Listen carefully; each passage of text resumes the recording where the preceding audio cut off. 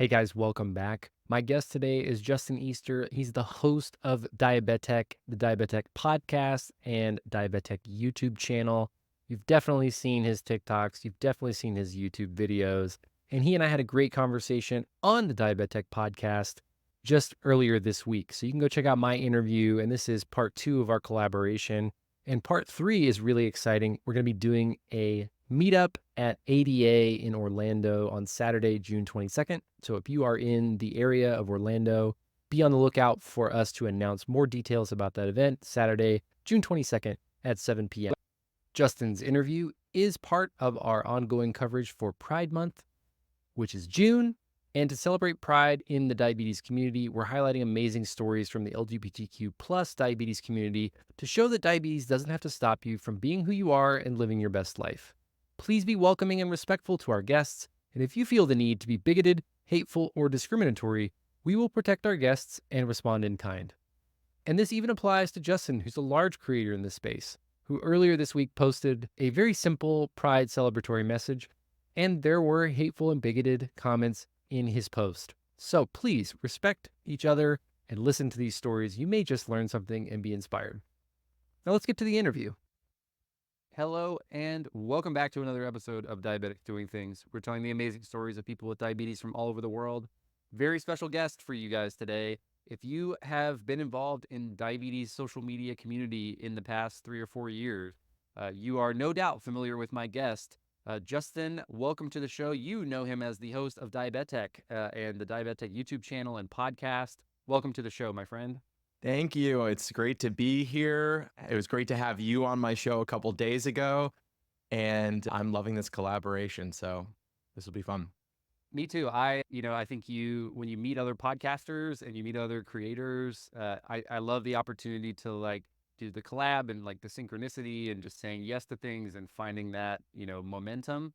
This is now, I think, the third time I've done this sort of similar same week podcast. So just excited to keep things going. And I want to focus because your diagnosis story is fairly unique in the modern age, and I've loved hearing you share it on other episodes over the years. So why don't you tell us how you became a part of the T1D community? Because originally there was some misdiagnosis associated.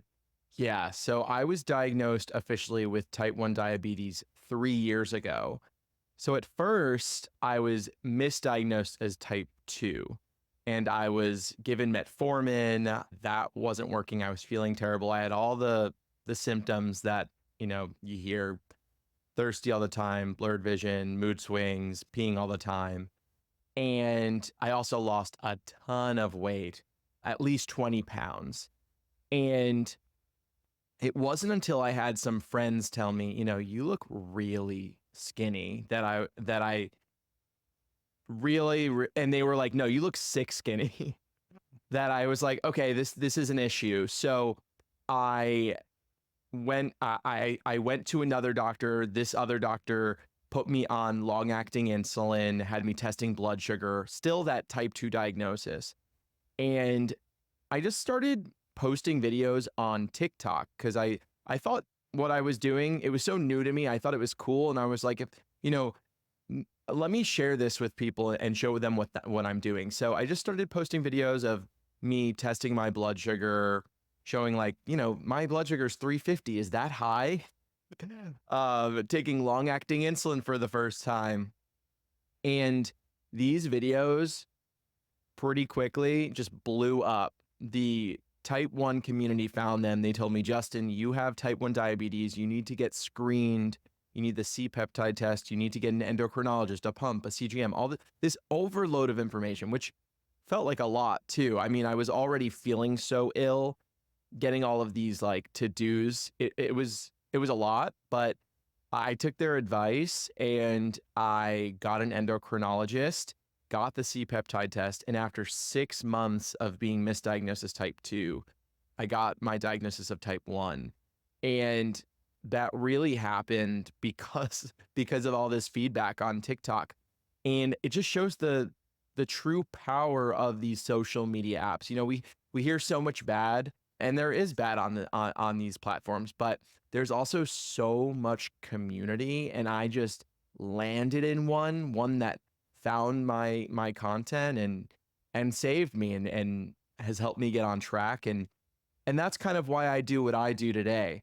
I decided that as I was learning all of this, there's an overload of information that you're given at early diagnosis, like, oh, you're gonna have to start carb counting, measuring out insulin. This is what a low is. This is what a high is. Like this, there's so much to learn.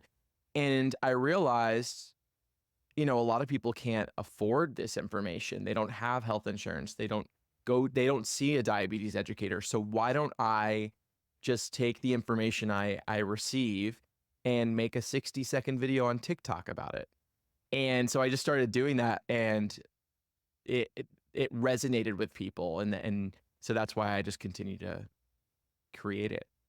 Yeah, and I'm a fan of your content and a fan of your channel, and I think you do such a great job. And we're going to talk a little bit about your background as well, kind of prior to diabetes. But I want to focus because, like you said, there are a lot of sort of negative headlines that come out about social media and about how much content we're consuming, how much time we're spending on devices. In our episode, we talk about the power of community, and I share, I agree very much with you about whatever your story is, sharing it is, the first step that you need to take to see what sort of world can open itself up for you. Because if you don't share those videos, maybe it's years before you realize, or something harmful could have happened to you before you realize that you were misdiagnosed. But also, like when you're hearing that feedback, especially from strangers, sometimes it feels like a little bit overwhelming. So, what were you going through as those comments and messages started to come in about, hey, Justin, I think you maybe don't have the right diagnosis, or maybe you don't have all the information that you need? Sorry, what was the question? Like, how did you feel when those messages started coming in, especially initially? Like, were you surprised? Did it feel like, were you Yeah, experiencing like that you weren't feeling well with the therapy you were currently on? I felt very alone. And also, this was during COVID. So we were all feeling a bit isolated, but having all of these symptoms, feeling like my body wasn't functioning at the age of 30 years old when I was working out, I was eating pretty well. Like I was doing all of the things I needed to do, I thought, to have a healthy body and lifestyle. and and I just wasn't okay. So I felt very alone. So when I received all of this feedback from people, all of these comments and support, it really was just that. It felt like I had this entire team of people behind me that cared about what I was going through and understood what I was going through and also normalized what I was going through, because it felt also new to me. It felt like I was dying. Like I was like something is not okay.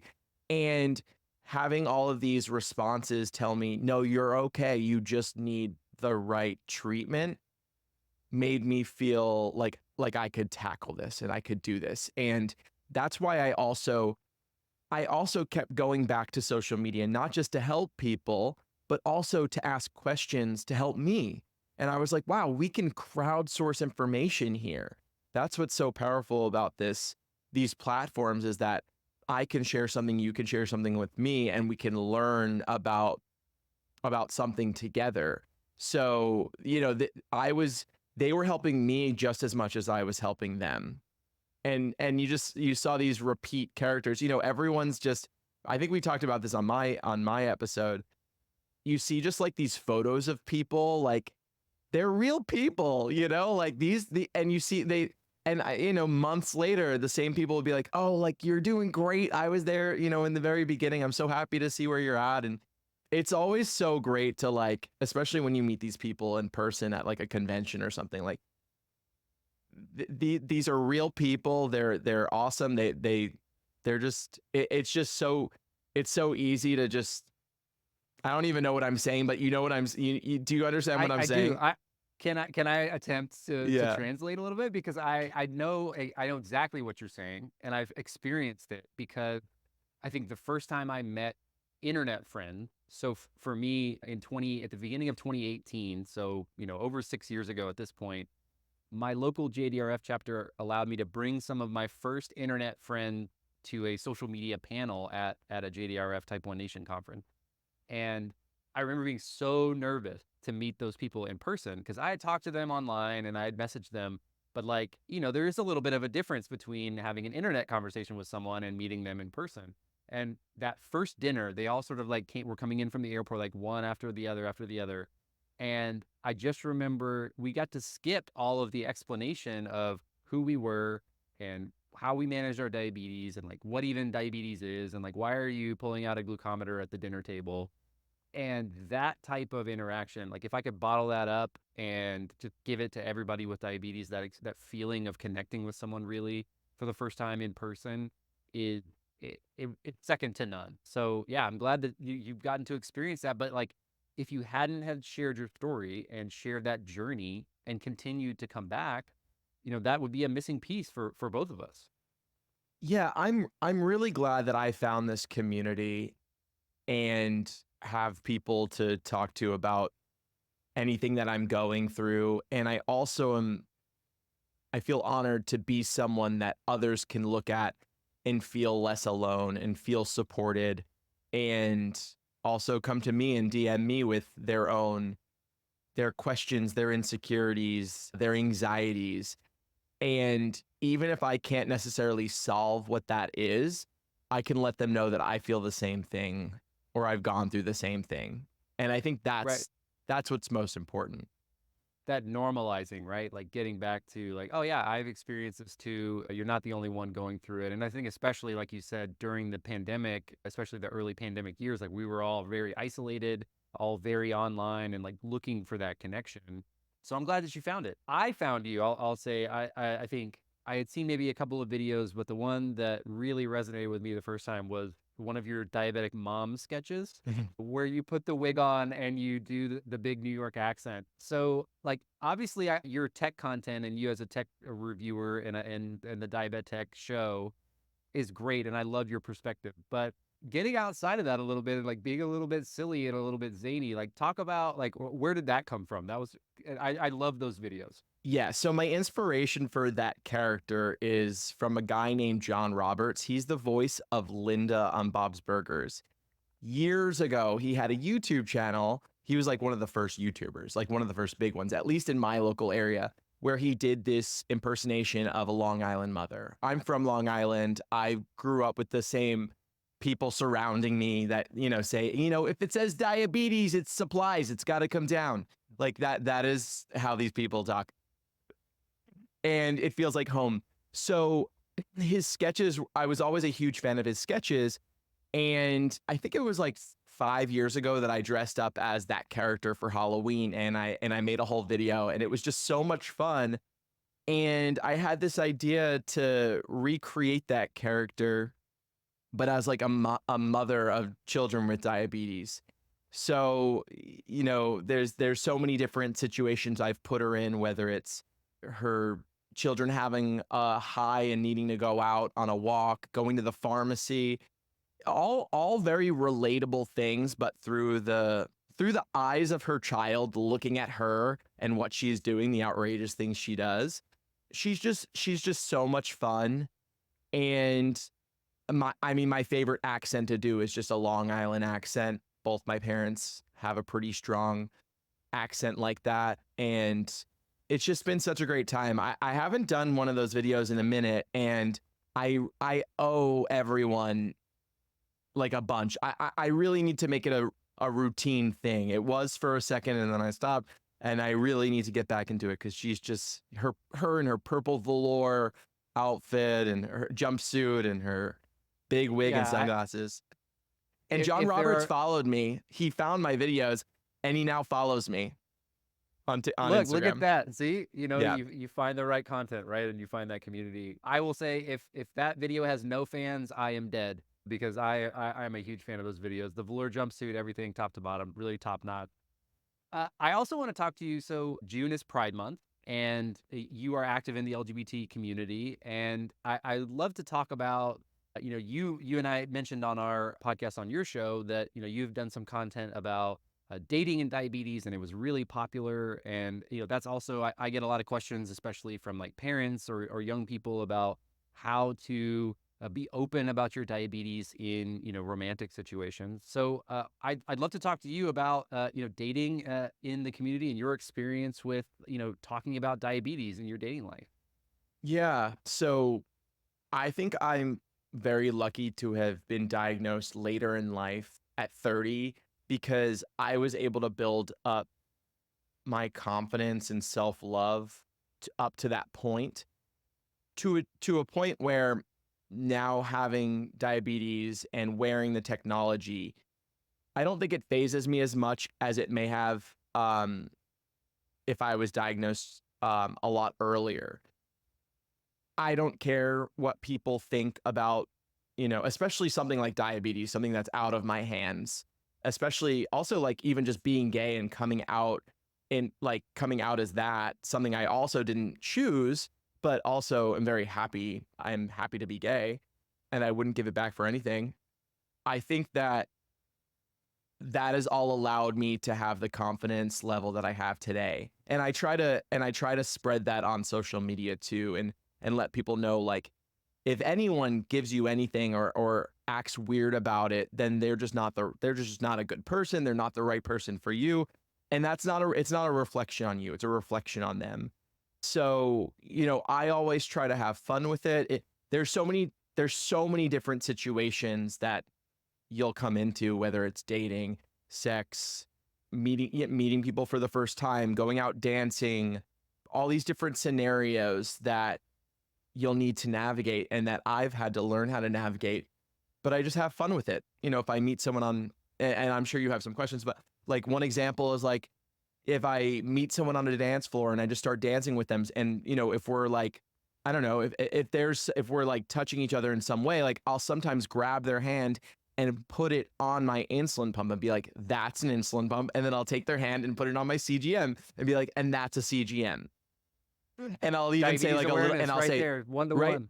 literally. And there's a couple, another thing I'll do is like, sometimes if I'm like being sexual with someone, and I often find that most often people aren't weirded out by the tech. They're worried that they're going to hurt you or rip it off, but more so hurt you. So I try to show them with my Omnipod. I like lick it, I hit it, and I like slap it. I'm like, it's fine. This doesn't hurt. Like just so you know. So I try to get ahead of all of their worries or anxieties about the technology so that they're not in their head and so that I'm not in my head about them being in their head. I love that. I think because I think it really does stem from a place of curiosity, right? And in those intimate moments, like they're very vulnerable for everyone. Being intimate with someone is a very vulnerable thing.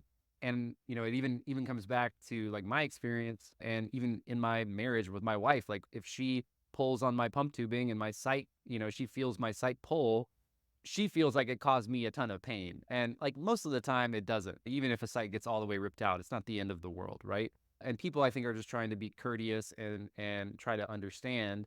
And like you said, if they're not that way, and this is something I've said to people in the past who have asked about, or in these similar types of conversations about how to be open. And I think especially young women really, and women in general, deal with a lot of judgment about their bodies from other people, but it really is a great filter for a good person, somebody who is like just curious, or if they are overly judgmental about your diabetes or about your devices, you might have just saved yourself a lot of time by before you found out something else about this person organically. But it is a really interesting, like it's mostly curiosity, and like you said, you got to touch it, introduce them to it, and that's diabetes awareness. Now they've experienced an insulin pump and a CGM. Now they know a little bit more about life with diabetes. Exactly. So for you, like, if you were going to encourage someone who has had diabetes a while, maybe was diagnosed when they were younger, it feels like they're like, man, I really wish I could be proud of my devices, or proud, and wear an outfit that maybe displays them or shows them, or be comfortable talking to a stranger about them. How would you encourage them to kind of adopt your mindset there? Yeah, I think it's an exciting moment when you get to share how cool this technology is. I mean, my whole brand it's Diabetech. It's all about the technology. I have so much fun explaining how all of these work and doing it in a fun way. And I think that if you approach it like that and make it less of like this like medical terminology and just like be like kind of very layman, explain to people how all the devices work. I think that that's just going to make people more aware of it in general. And I think one thing I love about teaching others about all of the gear is that when they then see it out in life again, a few things can happen. I mean, so I've had friends that tell me, "Oh, I saw someone wear a Dexcom," and I went up to them and I was like, "Oh my god, I see your Dexcom! Like my friend has Type 1, and they have a channel you should watch, whatever." I think that the more we educate, the more awareness we build, the better, the less awkward moments there may be for people, and the better off we make it for people who don't feel comfortable about talking about it. And it's totally okay to not want to talk about it. It doesn't need, that's another thing when it comes to dating and meeting new people. Oftentimes for me, a point of conversation winds up becoming type 1 diabetes, what it is, because it's my career. And oftentimes, one of the first 6, 7 questions that someone asks you is, "What do you do?" And I'm kind of like over answering that question a little bit because I have to explain my whole like, I feel like in order for me to explain what I do, I need to say like my diagnosis a little bit as to how I got into it. So I enjoy telling that story and explaining all of it to people, but it does get old a little bit. And especially when like I go on a date and, you're going to talk about what you do, like it becomes this whole long conversation. And I will say, people do see the passion I have, and passion's a turn on, right? Being being able to educate people about something is also a turn on, I think. When someone wants to, take you through a whole story and the mechanics behind something. So I do it, and but there are moments where I'm starting to be like, I just met this person, I'm telling them all this stuff. It's like, why does the conversation need to always be like what diabetes? I I'm glad you brought that up because I obviously similarly have conversations with people not in a dating way necessarily anymore, but meeting new people, networking, sharing your story, what do you do, or talking about podcasting or social media or whatever the case may be. And I also get that feeling of, because your story to yourself seems old and like, oh, like nobody wants to hear this. You're like, oh, here we go. We're gonna hit all the beats. I was diagnosed here and this is what I did. And we got the podcast, we're doing all this stuff. Do you ever find yourself opting out of that? Because I have found in some cases, I try to just to make it easier on myself. So most of the time it's just interactions with strangers where I don't dig into the whole thing. I'm trying to move past it. Is that ever happened to you? Yeah, I try. It depends on how long I'm going to be with this person, right? So if like we're going out for the night, I think it's okay to like tell them a little bit of the story because we're getting to know each other. If Sure. it's a passerby or I'm at a house party and I'm leaving soon, I don't want to get into all of it. I'd rather the conversation be about something else than me and my whole career and my chronic illness. So Your deepest, darkest secrets about your diabetes, right? so I try to filter out who I'm, going into the whole discussion with. And yeah, just because I just don't need to take up the whole conversation of this person I just met. I don't need to tell them my whole life story. And sometimes I'll just say, yeah, I create content. I'm a tech. I say like I'm a tech content creator, and I kind of just leave it at that. Because I Right. also before diabetes, I was doing all content creation on technology. So, and I still consider myself that.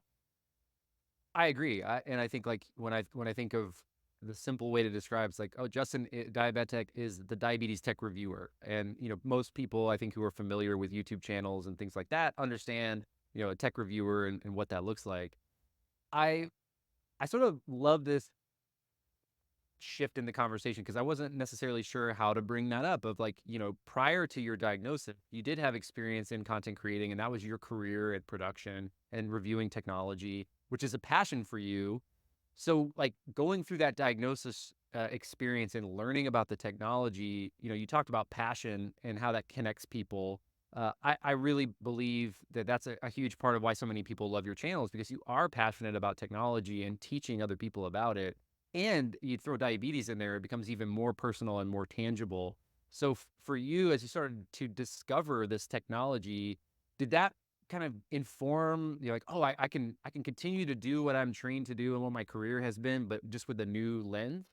Yeah, absolutely. So my whole career has been in content creation in some form. I started in LA at a trailer house where we made TV spots and trailers. I was a PA, assistant editor. Then I moved into TV development, Spotify, America's Got Talent, not America, America's Got Talent. Yeah. So I've always loved story producing, video editing, storytelling, content. And then I went into tech content creation. When I was diagnosed, that or before I was diagnosed, me putting all those videos on TikTok just felt very natural already to want to show people something cool, techie-ish. I mean, a glucometer was techie to me. It was so new to me that I was like, check out this cool device. I put a drop of blood on it and it tells me my blood glucose. How cool is that? So as soon as I found that these videos were resonating with people, that I was learning and they were learning, it felt only natural to continue doing what I was already doing, reviewing technology, explaining how it works, but kind of do it in this other area. At the same time, Diabetech for the longest time, maybe it was 2.5 years, was a hobby of mine. I was just throwing videos whenever I had a chance, putting them up about a new piece of tech or an experience I had, a bad low, something I learned about carb counting, a new app I was using to carb count. And I was doing that on the side while I was still doing my Justin Tech YouTube channel, which was all about smart home, VR and AR, wearables.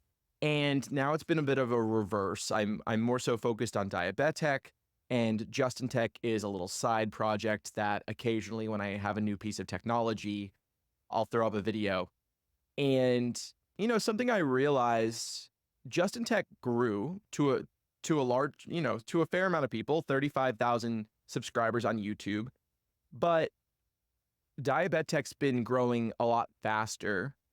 And I realized a while ago now that the reason for that is community. With Justin Tech, I was pulling at so many pieces of technology. I didn't have a niche. I was having fun. I wanted to be a YouTuber and create all this content, but there was really no mission or goal with it. It was just to create cool content and hopefully something sticks. With Diabetech, I've been able to harness this community that exists, bring them in, and create my own microcosm community of diabetechies. And that's why Diabetech continues to grow at a strong pace, because the passion is obvious. I one thing I've realized with Diabetech is that I can just keep talking and talking about all of the tech. Whereas because I've become a professional or a pro, or so, like I just learned so much, I can speak to a lot. That's why I love my podcast, is because I can bring people on to answer questions and then I know the answers. Whereas Justin Tech, I felt like I was like, oh, there's a new iPhone. Like, what are the specs? Like, I don't care what the resolution of an iPhone is anymore. I mean, I do, but like, I don't care to be the one telling you, because it's kind of surface level to me now. I find too that using myself as the filter and trying to say, oh, I'm genuinely curious about this. I have this great guest or this expert who's going to come on and talk, or this amazing story that we get to be a part of, and kind of put myself in the listeners and say, hey, we can all learn along this together. And I think when you're talking about that community aspect, it's we care so much more about this than the resolution of an iPhone, or some new feature in the next iOS that all the other tech reviewers are focusing on, because these little updates, these little collaborations, these recently on the podcast this week we talked about companies collaborating for a bihormonal insulin pump. Like, these things are going to make huge differences in people's lives like us. And while it is a smaller group, there's 1.5 million people in the U.S. with type 1 diabetes, and even the type 2 diabetes population is much smaller than the general population who people who use iPhones. But all these things make a huge difference. So it's a smaller amount of people, but it's a bigger impact. And I think connecting with those people is so important, and is added so much to my life. And I also learned, and I think we shared on the podcast, but like, people who are connected to other people with diabetes, either via blogs and social media, not even in person, have better clinical outcomes 100% of the time. So, like, just listening to a diabetes podcast, watching a diabetes video, creating a diabetes video or post, literally makes you healthier than if you didn't do that. So I think that that's an extremely exciting part of the benefit of our community compared to a more generic like tech platform. Yeah, my favorite comment that I get on my videos is that I didn't know there were so many choices or options. My doctor has never told me about any of this. So the fact that I can create content that people then feel like they have options and can do better or be happier, that just feels amazing. Well, I think it comes back to, and we could talk about this in the community as well, because I think it's important during Pride Month to talk about the power of community, but also, when you're in a community and there's something like diabetes as the filter, diabetes does not discriminate. There's a lot of different kinds of people within that community. And I think from my perspective, the most important part of being a good community member is being a kind human and being willing to listen and accept other experiences that are very different than your own. And being an ally and making sure to call out when people are either saying the wrong things, or have perspectives that are damaging or misinformed, or are bad actors, or and hate speech. And we've experienced a lot of that in the community over the years. So for you, coming into the community and experiencing these folks, like, how can somebody who is not a part of the LGBT community be an ally to other community members with diabetes? Yeah, I think I lightly touched on this earlier, but that's why I try to explain how the technology works to people who are very curious, or include it in my story when I explain it, because I want allies, people who don't have diabetes, who have never even experienced or know anyone with it, to understand how all of the technology works. If I'm having a low, I will, because you have low brain and it's kind of uncomfortable. I'll sometimes have to tell someone in the situation, depends on the situation, that I'm having that low. I also want people to be that support for other people they may encounter who are also having a low. If someone passes out, know what to do. You do not give them insulin, because a lot of entertainment movies in the past have created misinformation there that people need insulin at that time. So sometimes I'll casually throw that into conversation of, like, if I'm on vacation with a group of people, I'll be like, yeah, and like, if I went low, like, you'd give me like orange juice, or like, if there was icing somehow, you put some icing in, any type of sugar that will kind of just like soak in whatever if I'm, passed out. So I think that what people can do, allies, is they don't need to outwardly tell people that I'm here for your diabetes, but just, if you know someone in your presence has diabetes, just be a support for them. Be aware.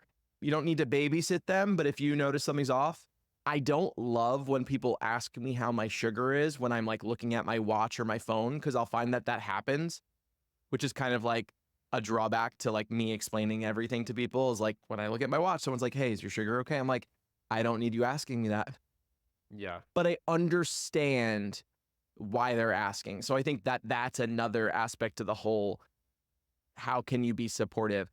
I think you can be supportive, but through actions less than words. I don't think you need to ask someone how their sugar is. But if you want to have some M&Ms in your bag for someone that, has diabetes, sure. But I don't think you need to outwardly tell them. Cuz yeah, sometimes for me I get a little annoyed. I can't help it. I understand where their heart is, but when someone asks me how my sugar is when I'm like looking at one of my devices. I love that you're saying that because there are so many videos online of you explaining diabetes technology and talking about diabetes in general, and you still feel defensive or feel encroached upon sometimes when people ask you about, what you're doing or how your sugars are. I'm the same way. I've told the story a lot. One of the first times somebody who was just a teammate of mine in college just asked a really simple, kind of curious question about my glucometer and an insulin pen. And I went off on him like worse than any that I've ever really like gone off on anyone about anything. And I, later I explained and apologized and I realized that like that's a really personal question sometimes. And, sometimes we don't have the tools or the words or the experience to let other people know how that feels.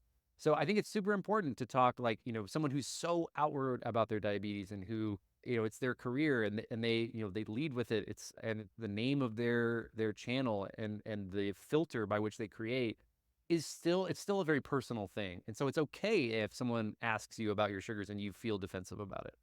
Yeah, going back to the whole like living my gay lifestyle, there is things aren't perfect. I know like we all make like my sugars are great, but I'm still constantly going through the struggle of having diabetes.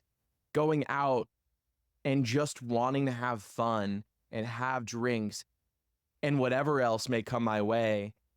And there being a part of me that's worried that what could happen. I can't, I don't think since diagnosis, I haven't fully let go the way I could before.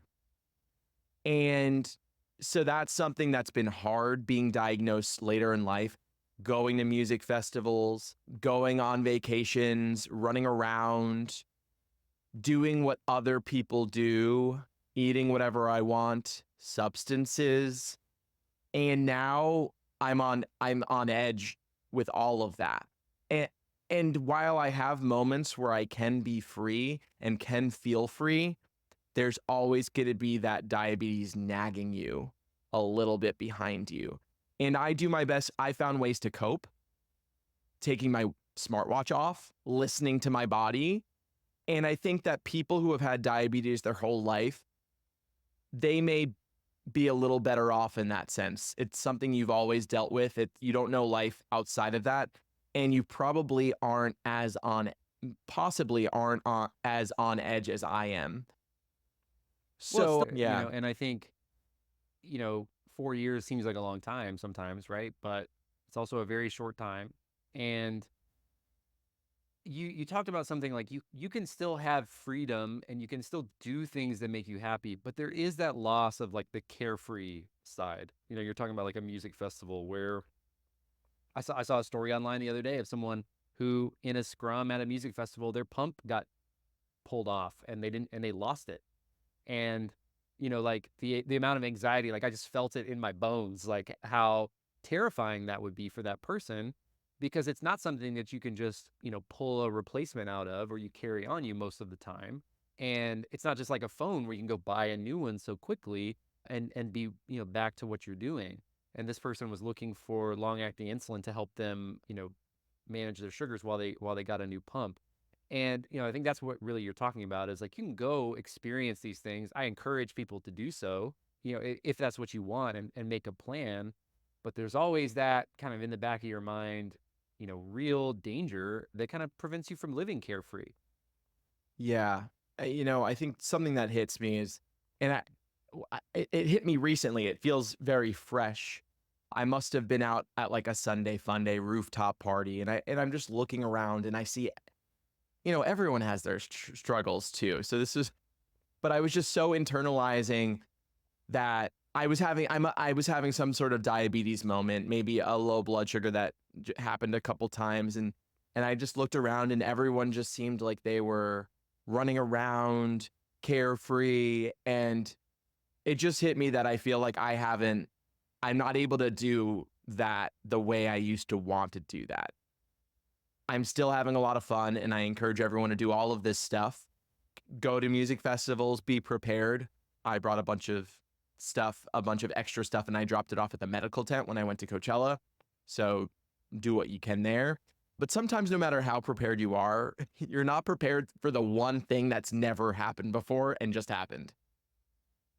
Right. That's really well said. I love that you brought it to the medical tent because then you have to worry about losing it, right? You're able to check it in, and that those resources even exist. I wouldn't have even thought of that. So I learned something new today.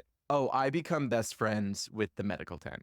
So for the 3 days of Coachella, it was the same people there every day. And I was arriving like in my crop top, my like short shorts, like hopping in, like, hey everyone, like, okay, so this is my pump. This needs to be refrigerated, please. Thank you. Okay, I'll see you guys later. Okay, awesome. And then there were moments where like maybe a pod ripped off. I had to go get one and I was like, oh, hey, what's up? Oh, showing them what I'm doing, like having a lot of fun with it, making it less of like a weakness and more of like this exciting strength.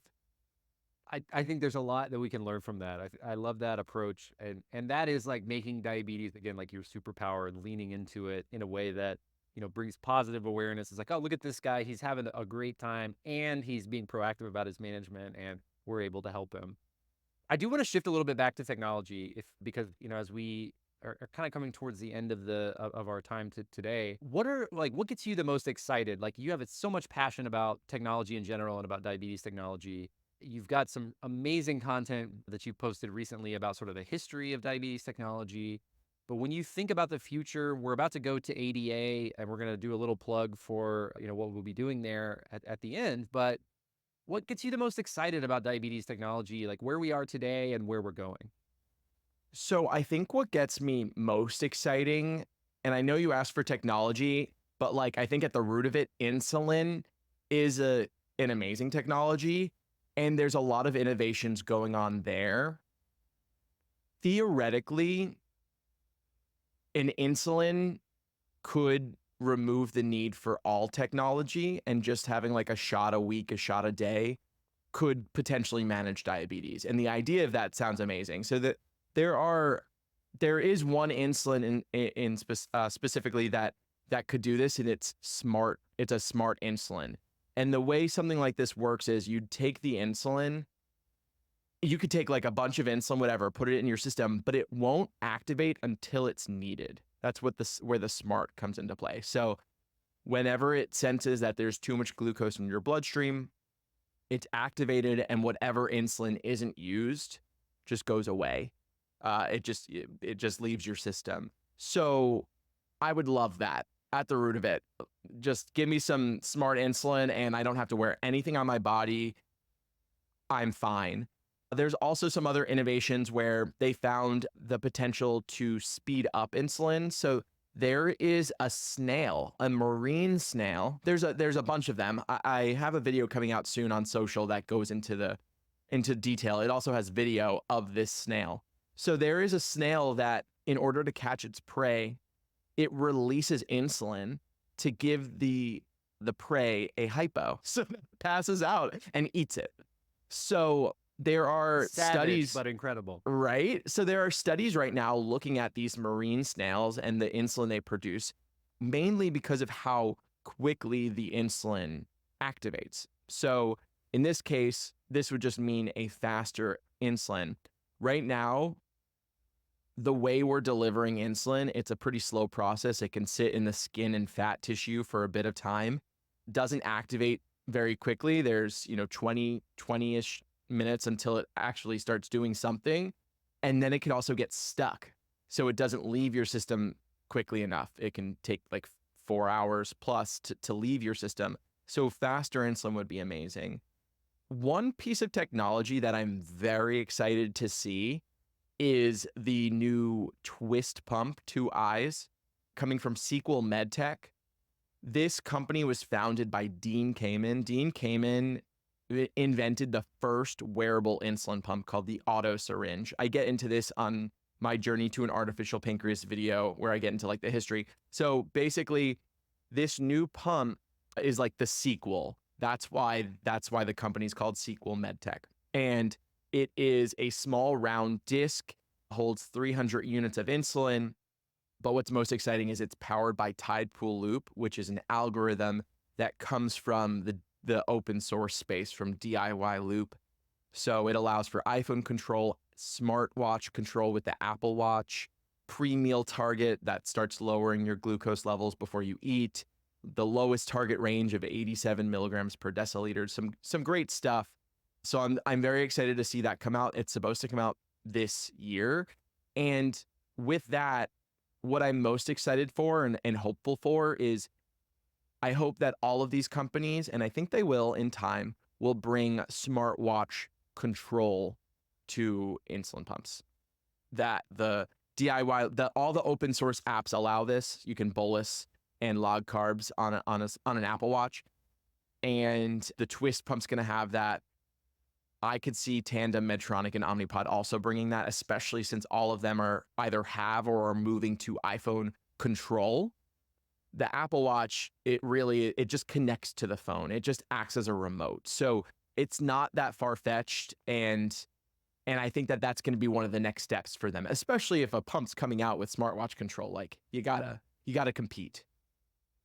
Yeah, and I think, when we hear about, in the industry talking about competition breeds innovation, I think that's what they're talking about, and that like that fast tracks. We've seen in the past 5 years, the more hybrid closed loop systems are approved, the more come to market, the algorithms get more advanced, the targets get lower, and as a result, the outcomes for patients get better. I'll go ahead and link in the show notes your interview with about this and your videos about the sequel pump, so that our listeners can catch up on that if they haven't already.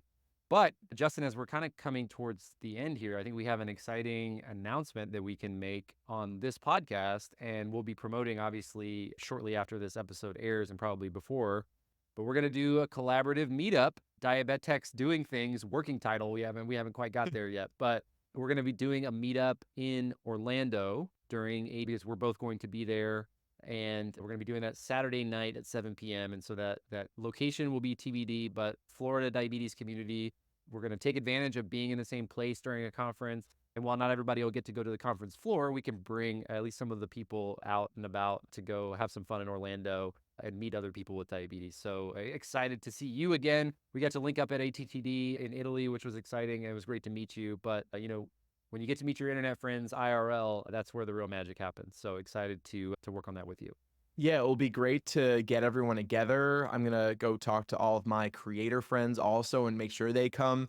Maybe we can, spark some future collaborations. And I guess for people wondering about the location, it's not locked yet, but we will update on like social media. Is there any other way that we can let everyone know? Are you throwing me a lob for something? I'm missing it out. I No, do think I do you think have like a social media newsletter? and email. Yeah, I'm well, working it'll on my go out. newsletter. I don't have one yet. It'll definitely go out in the drip from Diabetics Doing Things. So if you are Okay. subscribed to that, you will get that. And we have some local diabetes friends that I've known over the years from Orlando that are going to help us spread the word. So we're going to do our best to get Awesome. it out there. But definitely social media, email, newsletter, we'll get that going. Yeah, and even like you said, I'm happy like on my podcast, even if it's just 10 people, I'm just happy to be in a room with a bunch of people who want to talk about anything, who happen to have diabetes and create content, whatever, or consume it. Absolutely. Well, Justin, thank you so much for your time today and for all that you're doing for people with diabetes. And, again, I think I told you this when we met in Italy.